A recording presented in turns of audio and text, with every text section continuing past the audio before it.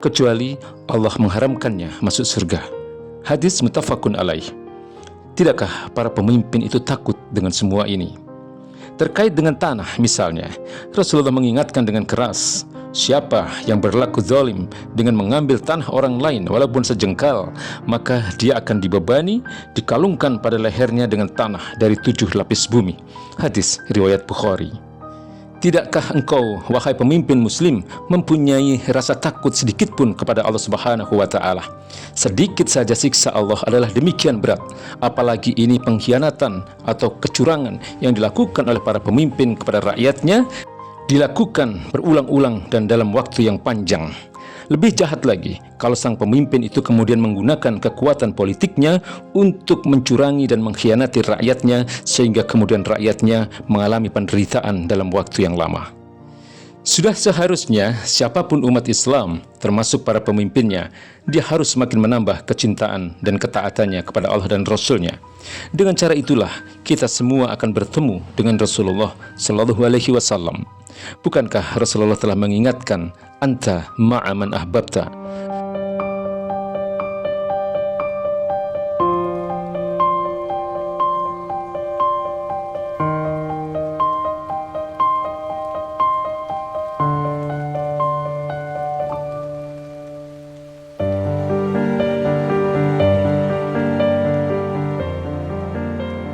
Hal terpenting dari setiap kali kita memperingati kelahiran Rasulullah Sallallahu Alaihi Wasallam di bulan Rabiul Awal adalah semakin meningkatnya kecintaan kita kepada Rasulullah Sallallahu Alaihi Wasallam. Kecintaan yang bukan hanya sangat pantas, tapi wajib. Bahkan kecintaan kita kepada Allah Subhanahu wa ta'ala dan Rasulullah Sallallahu Alaihi Wasallam haruslah di atas segalanya. Rasulullah Sallallahu Alaihi Wasallam bersabda, tidak sempurna iman salah seorang dari kalian sehingga menjadikan aku lebih ia cintai dari orang tuanya, anaknya, dan seluruh manusia.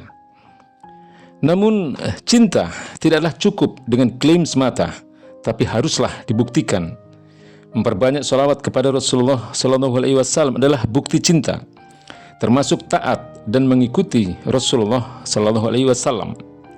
Para ulama menjelaskan seperti dalam tafsir Fathul Qadir, makna cinta kepada Allah dan Rasul-Nya adalah taat kepada Allah dan Rasul-Nya dan berittiba atau mengikuti perintah Allah dan Rasul-Nya, tentu saja dalam seluruh aspek kehidupan. Di sisi lain, demikian cintanya Rasulullah Sallallahu Alaihi Wasallam kepada kita semua, beliau menginginkan agar kita tidak sesat dan celaka. Kuncinya adalah berpegang teguh kepada Al-Quran dan As-Sunnah. Pesan ini sesungguhnya sangat penting, bukan hanya untuk umat, tapi juga kepada para pemimpin saat ini. Ada 2 tugas pokok seorang pemimpin dalam Islam, sebagaimana ditulis Imam Al-Mawardi saat menjelaskan apa yang menjadi tugas pokok dari seorang khalifah. Pertama adalah menjaga agama ini, fi hirasatiddin, dan mengatur atau mengurus kebutuhan dan urusan-urusan dunia umat ini, siasatid dunya. Maka penting bagi pemimpin untuk memastikan pengaturan umatnya dalam bernegara, berpolitik, berekonomi, termasuk pendidikan berdasarkan syariat Islam, menjamin dan menjaga penerapan syariat Islam. Tugas pemimpin menjaga kemuliaan umat Islam, ajaran Islam, termasuk kemuliaan Al-Quran dan Rasulullah Sallallahu Alaihi Wasallam. Sungguh sangat disayangkan saat ini sebagian besar pemimpin umat Islam melalaikan kewajiban ini. Rasulullah Sallallahu Alaihi Wasallam sesungguhnya telah mengingatkan para pemimpin agar tidak menjadi pemimpin yang bodoh, imarah as-sufaha. Ketika Rasulullah ditanya, siapa imarah as-sufaha itu ya Rasulullah? Rasulullah menjawab, mereka adalah pemimpin-pemimpin sesudahku yang tidak mengikuti petunjukku dan tidak meneladani sunnahku. Lihatlah apa yang terjadi saat sekarang ini. Alih-alih pemimpin umat Islam mengikuti Rasulullah dalam bernegara, berpolitik, berekonomi, bahkan mereka malah justru tunduk pada negara-negara imperialis dengan ideologi kapitalis mereka.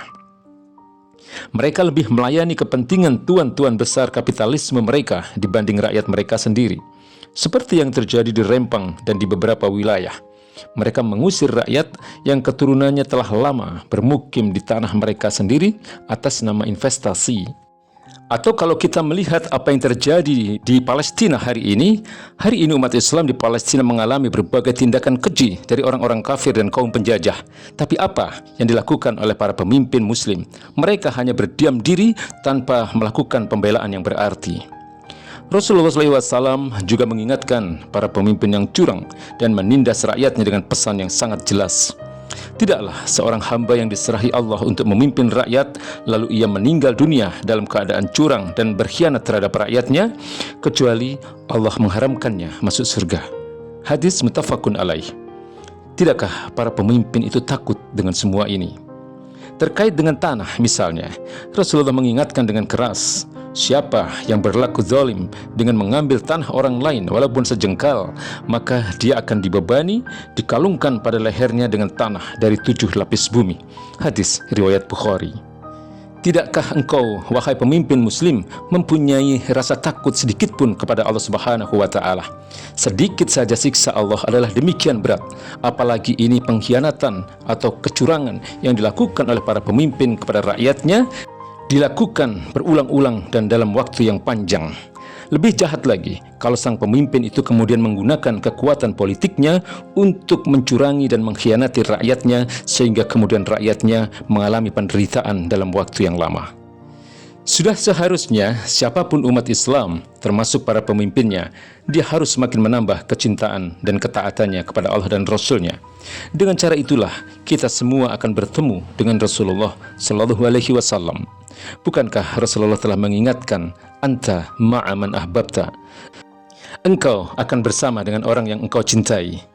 Kalau kita ingin bersama Rasulullah SAW, maka cintailah Rasulullah SAW dalam ketaatan dengan memperhatikan umatnya. Pemimpin yang mencintai Rasulullah SAW haruslah pemimpin yang taat menjalankan hukum-hukum Allah dan memperhatikan kebutuhan dan urusan rakyatnya. Bukan sebaliknya. Takutlah wahai para pemimpin dengan doa Rasulullah SAW dalam hadis yang diriwayatkan oleh Imam Muslim. Ya Allah, siapa saja yang mengurus urusan umatku ini, yang kemudian ia menyayangi mereka, maka sayangilah dia. Dan siapa saja yang menyusahkan mereka, maka susahkanlah dia. Wallahu a'lam bishawab.